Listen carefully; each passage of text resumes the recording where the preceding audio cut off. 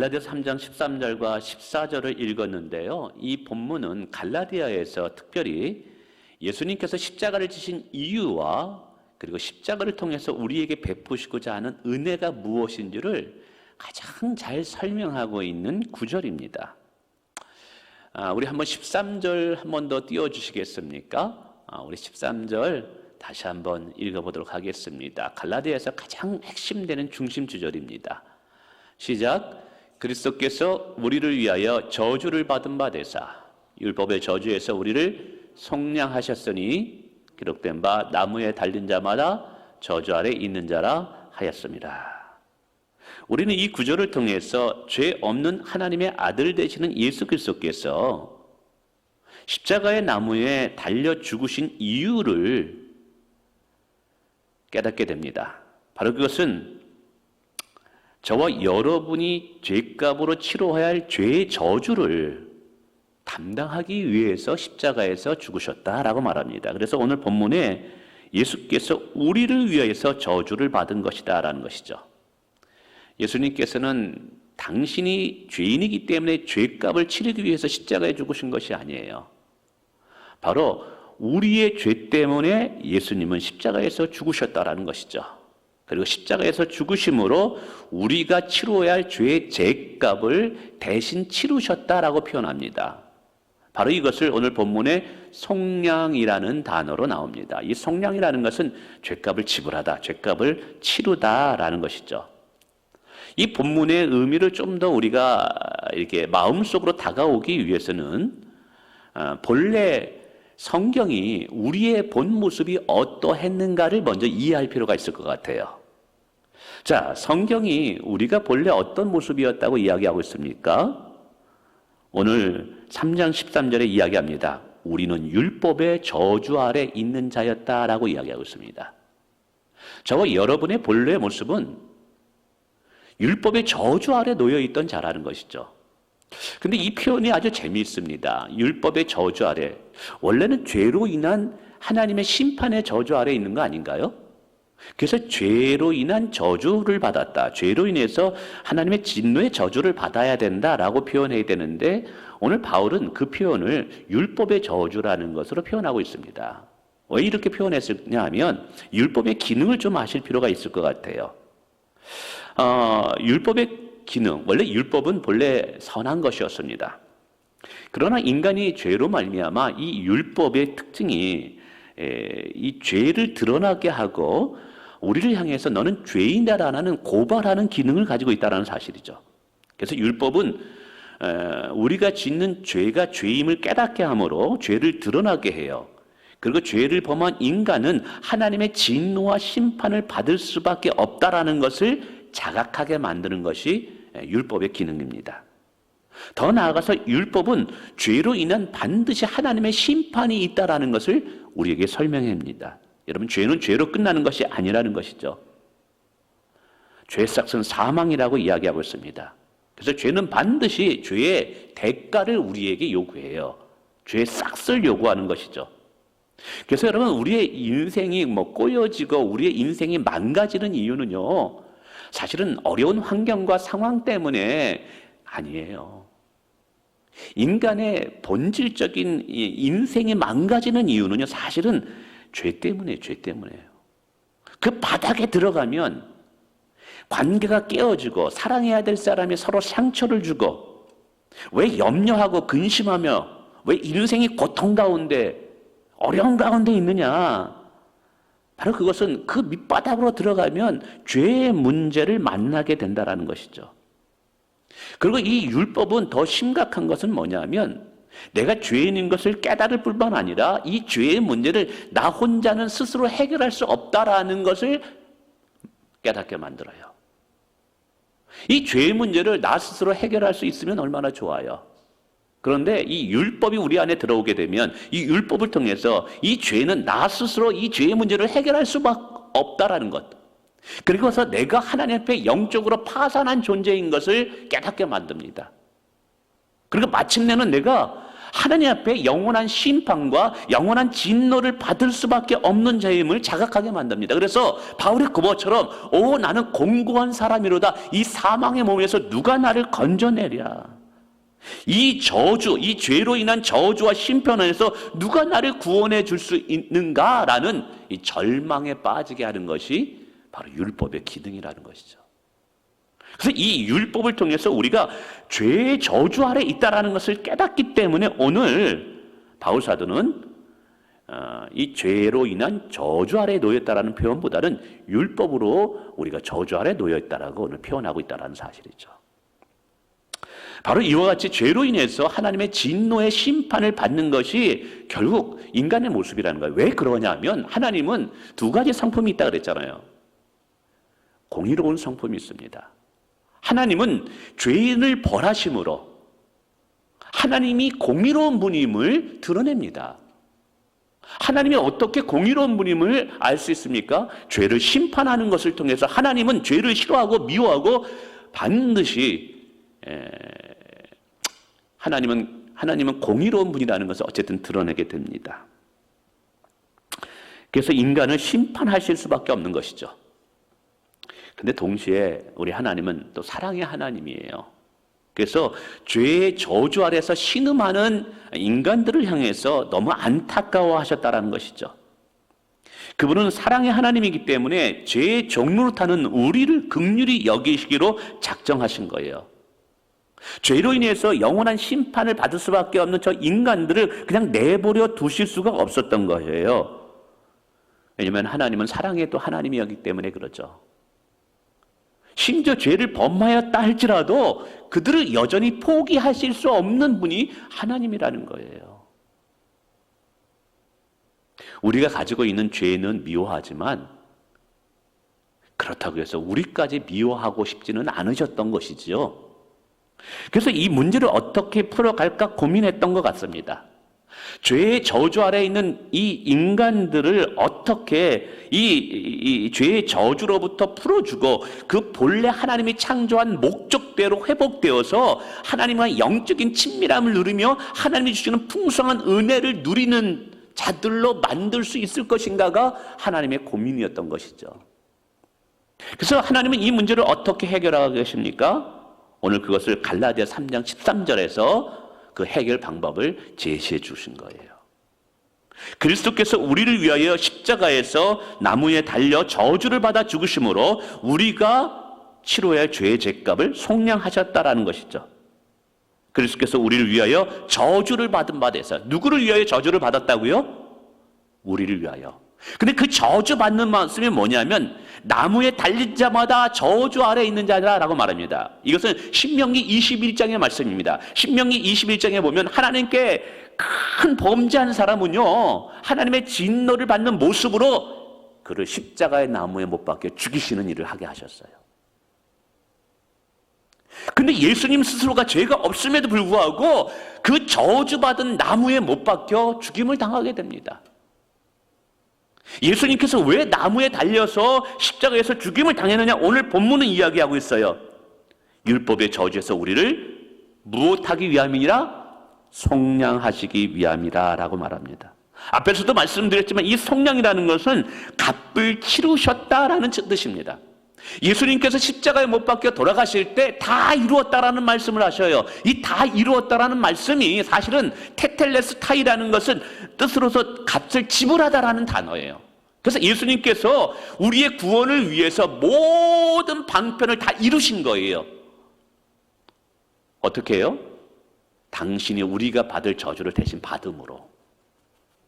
이것을 속량, 값을 지불하다라는 표현으로 하고 있다라는 사실이죠. 그래서 사실은 십자가에서 죽임을 당하고 십자가에서 저주를 받아야 할 자들은 오늘 저와 여러분이었던 거예요. 근데 그렇게 저주를 받아야 할 우리들을 안타까워하신 것이죠, 하나님이. 그래서 그 십자가에 못 박혀 죽어야 할 우리들을 대신 내려오게 하시고 그 자리에 누구를 못 박은 거냐면 그의 아들 예수 그리스도를 십자가에 못 박았다라고 오늘 갈라디아 3장 13절은 말하는 거예요. 그래서 예수님께서 십자가에서 못 박혀 죽이지 않았다면 십자가에서 그분이 저주를 받지 않았다면요, 여전히 우리는 죄로 인한 저주의 대가를 치러야 하는 존재가 되는 거예요. 지금도 마귀는 여전히 우리에게 끝까지 죄값을 물어내라고 우리를 따라오면서 죄에 대한 청구액을 우리에게 내밀 거예요. 마귀가 내미는 죄에 대한 청구액, 우리가 음식을 먹으면 음식에 대한 값을 물기 위해서 식당 주인이 청구액을 내밉니다. 여러분, 우리의 죄값을 예수님이 대신 치르지 않았다면, 십자가에서 대신 저주를 받지 않았다면 마귀는 율법을 통해서 우리에게 죄값을 청구할 거예요. 그 죄의 청구액에 뭐라고 적혀 있겠어요? 영원한 지옥의 심판이라고 적혀 있었을 거예요. 그렇습니다. 인간은 죄로 인해서 저주와 심판으로부터 해방되기 위해서는요, 반드시 죄값을 지불해야 된다는 것을 보게 되죠. 근데 그 하나님께서는 우리가 그 죄값을 지불하지 않고 그의 아들 예수 그리스도께서 그 죄값을 지불하게 하신 거예요. 바로 이것이 예수 그리스도의 십자가의 죽음의 의미인 것입니다. 그래서 십자가 사건이 무엇이냐? 바로 죄 없는 예수님께서 우리 대신에 버림받는 사건, 우리가 받아야 할 죄의 저주, 죄의 진노를 예수님께 대신 받아주신 사건, 그 십자가에서 못 박히면서 엄청난 지옥의 고통을 예수님이 맛보셨을 거예요. 사실은 우리가 그 고통을 맛봐야 되는 거예요. 죄로 인한 지옥의 고통을 대신 짊어지시고 맛보신 그 사건이 십자가의 사건이라는 것이죠. 여러분, 십자가의 사건은 예수께서 우리를 위해서 죄의 저주를 대신 받은 사건임을 기억하시길 바랍니다. 십자가의 사건은 예수께서 율법의 저주에서 우리를 해방시켜 주신 사건이라는 것이죠. 그래서 성경은 말하는 거예요. 예수 그리스도를 믿는 자는, 예수 그리스도 안에 있는 자는 결코 정죄함이 없느니라. 십자가에서 죽으신 예수를 믿는 자들은 자신의 죄값을 지불할 필요가 없어요. 십자가를 믿는 자들은 죄의 저주에서 해방되었다라는 것이죠. 마귀의 정죄와 영향력에서 자유케 되었다. 그리고 부활의 생명이 우리 가운데 들어온 줄을 믿습니다. 이것이 오늘 본문에서 말하는 갈라디아서 3장 13절의 의미입니다. 저는 이 말씀을 깊이 고난주간에 묵상하면서 이 세 가지를, 이제 본문의 의미는 이것이고요. 이게 내용 관찰이에요. 이것을 통해서 제가 이제 깨달은 은혜를 간단히 세 가지를 여러분과 함께 또 나누고 싶습니다. 첫 번째는 이거예요. 우리가 믿음 생활할 때 구원 얻는 참된 믿음을 얻자는 거예요. 이 말씀 묵상하는데 그런 생각이 들어요. 믿음에는 두 종류의 믿음이 있을 수 있겠구나.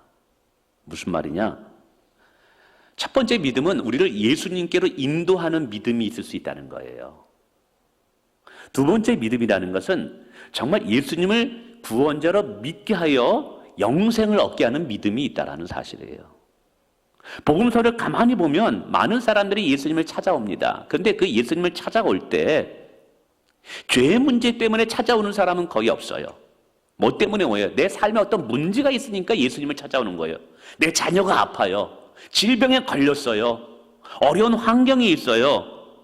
이런 문제 때문에 예수님께 나온다는 것이죠. 근데 긍휼히 마시는 예수님은 그렇게 나온다 할지라도 그분들을 거절하지 않고 그분들의 소원을 이루어지는 모습이 보인다는 거예요. 오늘 우리도 마찬가지입니다. 사람들이 교회를 나와요. 한번 예수 믿어보겠다 그래요. 근데 예수 믿어보겠다 하고 교회를 나오는데 그 나오는 이유를 가만히 들여다보면 죄의 문제를 해결하기 위해서 나온 것이 아니라 내 자녀가 힘드냐 하니까, 내 사업이 이렇게 힘드니까, 이 질병이 한번 교회 나가면 예수님이 고쳐주신대.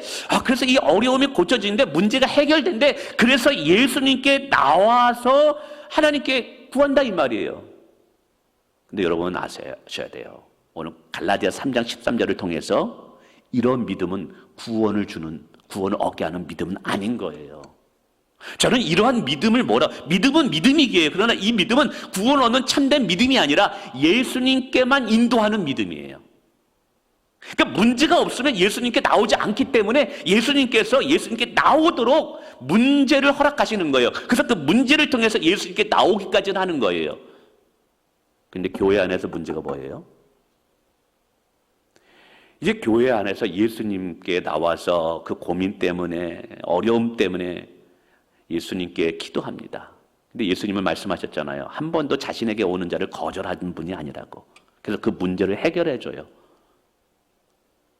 자, 그러면 예수님이 살아계신 분이라는 걸 깨닫고 그 다음에는 예수님이 우리에게 주고자 하는 믿음을 믿어야 되는데 여전히 예수님이 우리에게 주고자 하는 믿음에는 관심이 없고 내가 예수님께 바라는 그 믿음만을 가지고 예수님을 쫓아가려고 한다 이 말이죠, 이게. 교회에 나와서 이제 어떤 문제를 가지고 이제 기도하신 분들이 있었어요. 근데 나중에 보니까 교회를 다시 떠나요. 어디 다니까 요즘 절에 다닌다고 또 하는 분들이 있어요. 그래서 어떤 분들이 정말 그분은 열심히 좀 믿었던 것 같은데 그 믿음이 없었던 것입니까, 목사님? 저에게 질문하는 분들이 있어요. 무엇이 문제일까요? 교회 나와서 은혜도 받아요. 설교 시간에 감동을 받아서 눈물도 흘려요. 그리고 내 문제가 해결되는 기도의 응답도 체험해요. 근데 다시 돌아가요. 다시 세상으로 가요. 이제 교회가 힘들다고 어렵다고 안 나와요. 가만히 보니까 문제가 해결되면 더 이상 예수님이 필요 없으니까 예수님을 찾지 않는 분들이 계시고 또 문제가 해결되지 않아도 섭섭하니까 교회를 또 안 나오고 해결돼도 안 나오고 해결이 안 되어도 안 나오고 이게 문제가 뭐냐 하면 그분들이 가진 믿음은 두 종류 믿음이라고 했어요. 예수님께 인도하는 믿음이 있고 예수님을 구원자로 믿는 믿음이 있는 건데 그분들은 여전히 예수님께 인도하는 믿음에서 그들은 신앙생활하고 있을 뿐이라는 사실이에요.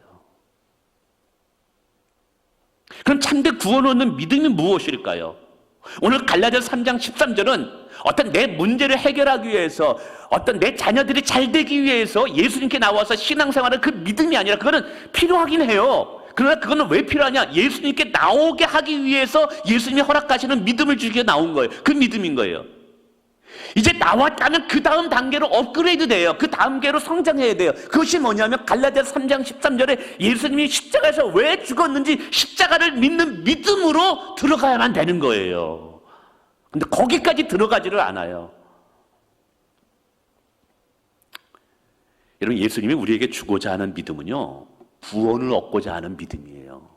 이 구원을 얻고자 하는 믿음은요, 문제를 해결하는 그런 믿음이 아니라 예수님이 왜 십자가에서 고난을 당하시고 죽임을 당하시는지 분명히 이해하고 깨닫고 그것을 마음으로 받아들이는 믿음이 여러분 주님이 우리에게 주시고자 하는 믿음이라는 거예요. 예수님께서 왜 죽으셨습니까? 나의 죄 때문에. 이 죄의 문제가 해결되지 않으면 우리는 영원한 형벌과 지옥의 심판을 받을 수밖에 없는 존재라는 거예요. 근데 이것을 해결하기 위해서 예수님이 십자가에서 고난을 당하시고 죽으심을 당한 거예요. 바로 예수를 그리스도로 믿는 믿음이 이 믿음인 거예요. 할렐루야. 제가 종종 질문합니다. 예수님은 당신에게 어떤 존재입니까? 예수님은 당신에게 어떤 분이십니까? 라고 질문을 해요. 그러면 구원을 얻는 참된 믿음을 갖지 못한 분들 중에는 이게 막연해요. 예수님은 나에게 그냥 좋은 친구입니다. 예수님은 나의 위로자입니다. 예수님 왠지 내 마음에 그냥 마음이 평안해져요, 그냥. 좋은 스승입니다.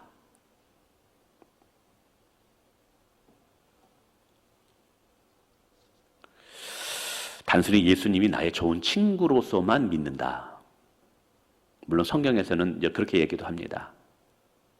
그저 나를 위로하는 분으로만 나에게 필요한 분이다. 그저 나에게 문제를 해결해 주실 수 있는 분으로만 예수님을 받아들인다면 그건 십자가의 복음의 의미를 모르는 거예요. 그리고 그러한 믿음으로 지금 교회를 나오고 있다면, 그러한 믿음으로 지금 신앙생활을 하고 있다면 그런 십자가의 복음의 믿음을 가지고 있지 못한 거예요. 감히 저는 그렇게 말합니다.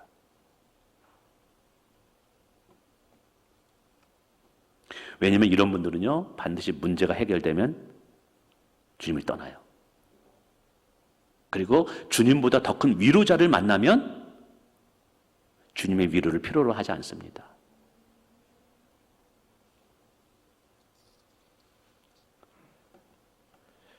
여러분, 오늘 우리는 복음이 무엇인지를 알아야만 됩니다. 예수님의 십자가의 고난이 무엇 때문에 주어졌는지를 알아야 됩니다.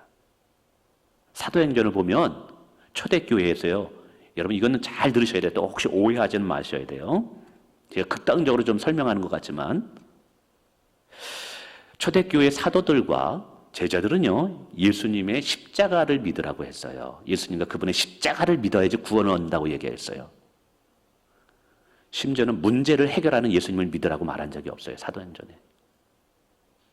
더 극단적으로 나가면요, 예수님의 삶을 믿으라, 예수님의 인격을 믿으라고까지도 얘기하지 않았어요. 물론 예수 믿는 자들에게 예수님의 인격과 성품을 닮아가는 것은 중요합니다. 근데 여러분, 예수님의 온유함이 우리에게 구원을 주는 것은 아니에요. 심지어는 예수님의 성품이 우리에게 구원을 주는 것이 아니에요. 그분의 십자가가 우리의 구원을 주신다는 사실이에요. 여러분, 이 말씀 오해하지 않았으면 좋겠어요. 제가 말씀드리는 것은 뭐냐면, 십자가를 빠뜨리고 십자가의 그 죄사함, 예수님께서 왜 십자가에서 고난을 당하시고 죽임을 당하셨는가, 이 십자가의 참된 의미를 빠뜨리고 그저 예수님의 인격과 성품을 닮아가려는 그런 믿음은 참된 구원을 얻는 믿음이 아니라는 거예요. 예수님의 오늘 갈라디아서 3장 13절에 이 십자가의 죽음의 의미를 모르고 죄사함, 이 우리의 죄를 속량하심의 의미를 모르고 그저 예수님은 좋은 친구다, 예수님 믿으니까 참 평안한 것 같다, 예수님 믿으면 문제가 해결될 것 같다, 그리고 해결되더라, 여러분 이런 믿음은 우리에게 구원을 주는 믿음은 아닌 거라는 것이 아니에요. 여기 속으시면 안 되는 거예요. 왜 그러냐면 여러분의 마지막에 일생을 마감하고 이제 죽음을 다 끝난 다음에 요단강을 건너게 돼요. 누구나 요단강을 건너게 됩니다. 자, 요단강을 건너서 천국 앞에 딱 섰을 때 천사들이 우리에게 질문할 거예요. 내가 당신을 이 천국으로 들여보내야 할 이유가 무엇입니까? 라는 거예요. 철로역정에 보면 그게 나와요, 이제. 제가 요한복음 끝나고 철로역정을 설교하려고 그래요. 지금 막 계속 준비하고 있습니다. 여러 책을 지금 살피고 있고 묵상하고 있는데, 여러분 그때 이 요단강을 건너서 우리의 생명을 마치고 이제 천국의 도성 앞에 딱 섰을 때, 예수님은 나의 선생이셨잖아요. 나의 위로자가 되셨잖아요. 내 문제를 해결해 주셨잖아요. 여러분 이거 가지고 천국 문이 열리지 않아요. 여러분 천국의 문이 열리는 것은 오직 하나예요. 십자가입니다. 십자가.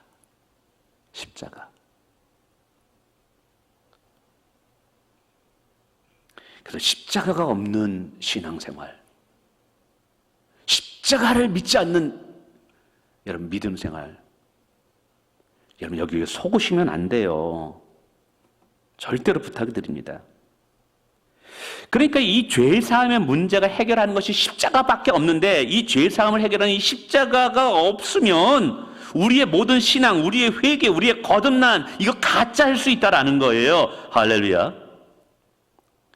반면에 우리가 십자가의 의미를 정확히 알게 되면 나의 감정이나 나의 상황에 따라서 신앙생활하지 않을 수 있다는 거예요. 어떤 때는 교회를 나오고 어떤 때는 나오기 싫고, 어떤 나의 상황과 감정에 따라서 주님과 주님의 교회를 가까이 하고 멀리하고 뭐 이런 게 아니라는 거예요. 왜 그럴까요? 본질적인 의미, 복음과 십자가를 모르기 때문에 그런 거예요, 이게. 오늘 분명히 성경은 이야기합니다. 여러분, 예수님께서 십자가에 못 박혀 죽으신 이유가 뭐예요? 내 문제 해결하기 위해서 아니에요. 내 자녀들 잘 되게 하기 위해서 십자가 죽으신 거 아니에요. 예수님께서 십자가에서 죽으신 것은 우리가 우리의 죄에 대한 대가를 지불해야 되는데, 그 죄에 대한 대가는 사망입니다. 지옥의 심판입니다. 그를 대신 속량하시고 대신 값을 치르시기 위해서 그분은 십자가에서 죽으신 거예요. 여러분, 예수님을 믿을 때 가장 먼저 믿어야 할 이유는 십자가입니다. 십자가입니다. 할렐루야. 다른 거 아니에요, 여러분. 이걸 먼저 붙잡아야 돼요. 그 다음에 다른 문제가 붙잡는 거예요, 이게. 십자가를 붙잡지 않은 상태에서 다른 것 때문에 예수님을 믿는다. 여러분, 헛것입니다, 이거 다. 그래서 이것을 깨닫는 자는요, 자랑할 것은 십자가밖에 없습니다. 십자가 외에는 내가 자랑할 것이 없다는 바울의 고백이 무엇인지를 깨닫게 됩니다. 두 번째, 제가 이 갈라디아 3장 13절을 묵상하면서 깨닫는 것은 우리가 죄사함의 은혜를 얻기 위해서 예수님이 치르신 희생이 얼마나 컸던가를 꼭 기억하시길 바랍니다. 우리가 국경일이 되면 전쟁에서 국가를 위해서 희생하신 분들의 희생을 잊지 말라고 이야기합니다.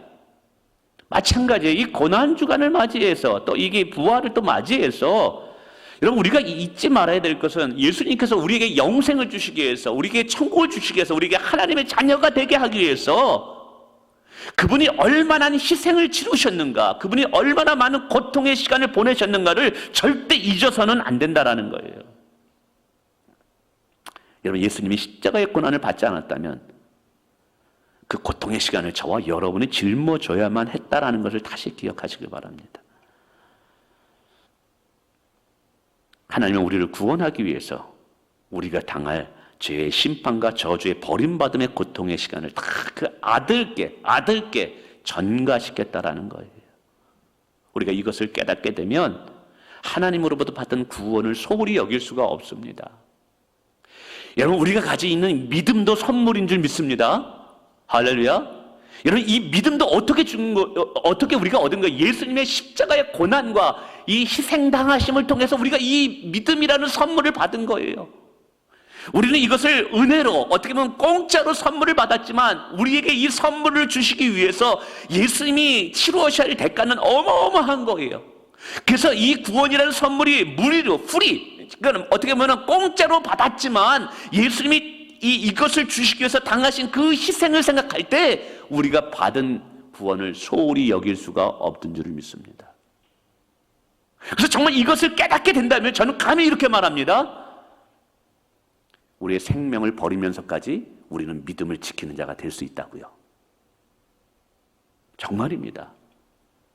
예수님께서 우리에게 믿음을 주고 영생을 주고 신앙을 주기 위해서 자신의 생명을 버리신 것처럼 우리가 이 받은 구원, 믿음을 지키기 위해서라도 우리는 우리의 생명을 아까워하지 않는 자가 될 수 있다고 감히 말합니다, 저는.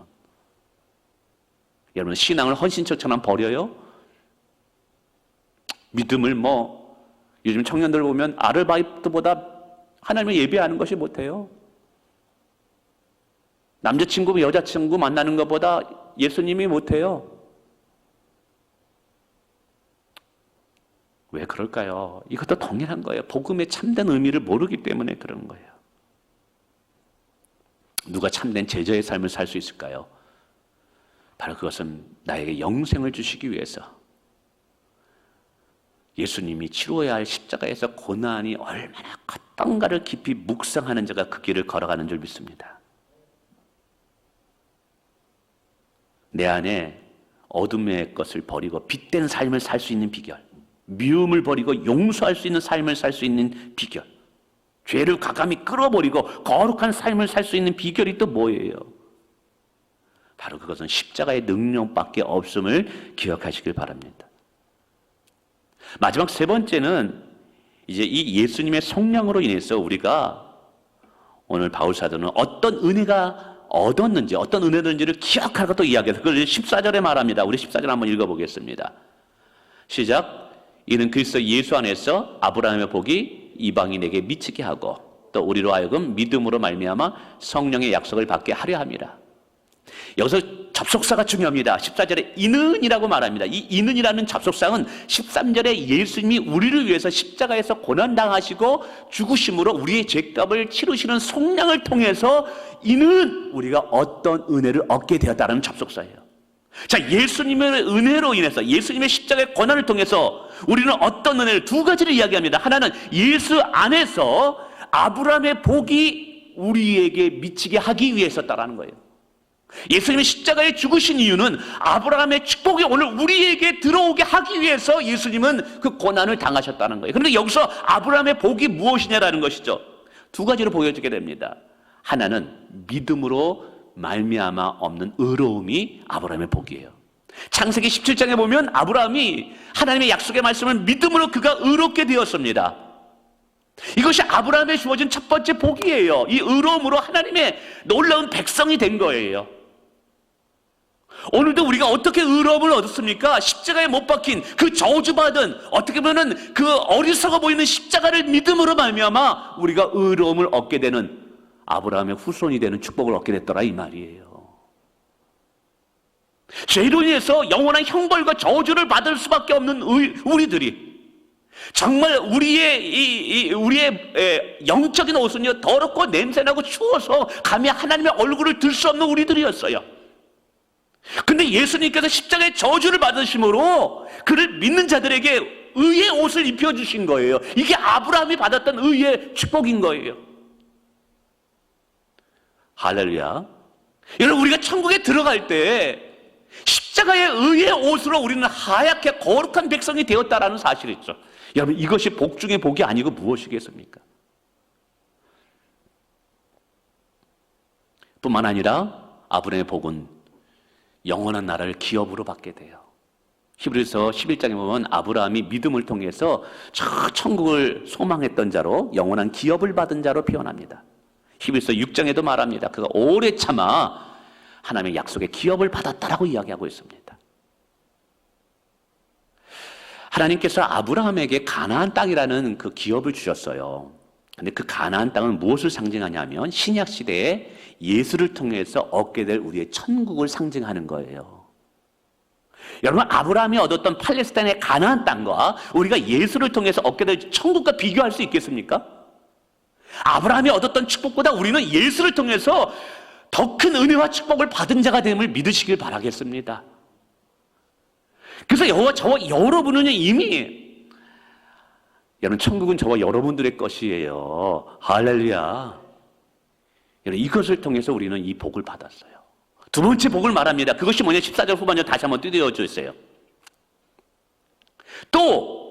또입니다. 우리로 하여금 믿음으로 말미암아 성령의 약속을 받게 하려 합니다. 두 번째 축복이 뭐예요? 예수 그리스도의 십자가의 죽음을 통해서 하나님은 우리에게 성령의 약속이라는 축복을 받게 하기 위함이라는 거예요. 성령의 약속이 무엇일까요? 두 가지로 됩니다. 하나는 성령을 부어주시는 약속이고요. 두 번째는 우리 안에 오신 그 성령으로 인해서 주어지는 하나님의 권세의 축복을 또 성령의 약속이라고 표현합니다. 여러분, 예수 그리스도께서 십자가에 죽으심으로 우리 가운데 누가 오실 수 있었던 거예요? 성령이 오게 되었습니다. 그래서 그 성령이 이 더럽고 냄새나는 나와 동행하는 내 안에 들어오는 놀라운 역사가 일어나게 되었어요. 여러분, 예수님을 믿기 전에는 내가 더러운 마귀의 종노릇하는 죄의 종노릇하는 부패한 자였습니다. 근데 그러한 자의 마음에 누가 들어오느냐? 성령이 들어와서 오늘 저와 여러분이 하나님의 전이 되었다라는 거예요. 하나님의 거룩한 전이 되고 하나님의 집이 되었다라는 거예요. 여러분, 이건 엄청난 축복입니다. 성령이 우리 안에 들어오심으로 말미암아 우리와 영원히 함께 하시는 임마누엘의 축복이 오늘 우리에게 주어진 거예요. 이것이 어떻게 가능했습니까? 더럽고 냄새나는 이 썩어 냄새나는 이 내가 아니 감히 어떻게 하나님의 영이 머무는 하나님의 전이 됐느냐 이 말이에요. 십자가에 흘린 보혈로 가능했다 이 말이에요. 이게 감히 하나님의 얼굴도 보지 못하고 정말 천사들도 하나님과 함께하길 두려워하는 자들이, 그런 자들이 정말 그보다 더 못한 자들이었는데 어떻게 감히 하나님의 자녀라고 칭함을 받고 하나님과 동행하는 축복을 누리게 됐느냐 이 말이에요. 예수님께서 십자가의 보혈을 통해서 이것을 맺어 놓으셨다 이 말이에요. 영적으로 보면 여러분 이건 어마어마한 축복입니다. 뿐만이 아니죠. 성령이 우리 안에 들어오심으로 우리가 하나님의 전이 된 것뿐만 아니라 하나님이 우리와 동행하는 것뿐만 아니라 그 성령의 권세를 누리는 자가 되었다라는 사실입니다. 할렐루야. 그래서 사단 마귀는 결코 우리를 정죄할 수 없어요. 여러분, 우리가 정말 예수의 이름으로 사단 마귀를 여러분 무너뜨릴 수 있고, 그래서 저는 그런 생각을 했어요. 정말 복음은 로마서도 말씀드렸지만 복음은 하나님의 능력이 되는 거예요. 예수 그리스도의 십자가는요, 세상 사람들에게는 어리석어 보이지만 그것을 믿는 자들에게는 하나님의 능력이 되는 거예요. 죄인을 의롭게 하는 능력이지만 동시에 하나님의 백성으로 살아갈 수 있는 자부심과 긍지를 줄 수 있는 믿음, 우리의 삶을 변화시킬 수 있는 능력이 복음 안에, 십자가 안에 있다는 것을 믿으시기 바랍니다. 그래서 부탁을 드립니다. 여러분, 어떤 분들은 낮은 자존감 때문에 힘들어요. 때로는 용기 없음에 대해서 불안함 때문에, 근심 때문에 걱정하는 분들이 있어요. 여러분, 내 낮은 자존감을 어떻게 일으킬 수 있죠? 누군가의 격려를 통해서, 사람들의 칭찬을 통해서 한계가 있어요. 내 안에 있는 그 고민과 염려, 미래에 대한 두려움, 이거 어떻게 극복해내죠? 여러분, 사람이 주는 것은 한계가 있습니다. 지난주에 요즘은 제가 하루에 한 개씩 요절암송을 하려고 하는데, 그 요절암송에 118편에 이런 구절이 있더라고요. 여러분, 하나님께 피하는 것이 사람을 의지하는 것보다 낫다 그랬어요. 하나님께 피하는 것이 고관대작, 권세자들을 의지하는 것보다 낫다라고 이야기했습니다. 아멘. 세상 사람들이 아무리 나를 자존감을 늦춰주고 아니에요. 복음을 통해서, 예수 그리스도 통해서 내가 어떤 존재로 변화됐는가를 정말 성령을 통해서 깨닫게 될 때, 여러분, 이 문제는 자유롭게 치유되는 줄 믿습니다. 정말 내 안에 복음이 들어오고, 내 안에 십자가가 들어오고, 내 안에 정말 성령을 통해서 이것을 깨닫게 되고, 이 은혜가 들어오게 되면요, 여러분, 십자가는요, 사람을 변화시킬 능력이 있어요. 하나님의 능력입니다. 아멘. 여러분, 말씀을 맺습니다. 우리가 십자가를 자랑합시다. 십자가를 사랑합시다. 십자가를 전합시다. 왜요? 그 십자가 위에서 주님이 행하신 그 일 때문에 우리는 그분을 찬송하고 예배하고 그분을 영화롭게 하는 것이 마땅한 거예요. 그리고 그 십자가의 복음 때문에, 예수 그리스도께 당하신 십자가의 고난으로 인해서 우리의 삶이 어떻게 바뀌어지는가를 한번 생각해 보세요. 죄로 인해서 영원한 심판과 죽음을 받을 수밖에 없는 자가 그 십자가 때문에 하나님의 자녀가 되는 우리의 신분이 바뀌어졌어요. 성령이 우리 안에 들어오심으로 말미암아 우리의 삶이, 우리의 인격이 성령께서 변화시키고 바꾸고 있다는 거예요. 우리의 존재 자체가 십자가를 통해서 변화된 거예요. 예수님께서 행하신 그 일로 인해서뿐만 아니라 그분이 우리에서 행하신 일, 또 그 십자가로 인해서 우리의 전 인격적인 것이 변화됐다는 이 사실 하나만으로도 여러분, 십자가를 찬송하고 십자가를 경외하고 높여드리는 것, 여러분, 이것은 당연한 우리의 도리인 줄 믿습니다. 저는 고난주간을 맞이해서 이 부활절 고난에 대해 생각하면서 나를 위해서 십자가에서 죄값을 치르시고 나의 죄를 속량해 주신 예수 그리스도를 영원토록 사랑하기를 원합니다. 예수 그리스도가 나의 전부가 되기를 원합니다. 예수 그리스도가 나의 기쁨이 되기를 원하고, 나의 존재 이유가 되기를 원하고, 내 일평생 내가 의지하기를 원하고, 나의 자랑이 되기를 원하고, 나의 산성과 방패가 되기를 원하고, 나의 생명이 되기를 원합니다. 기도하겠습니다.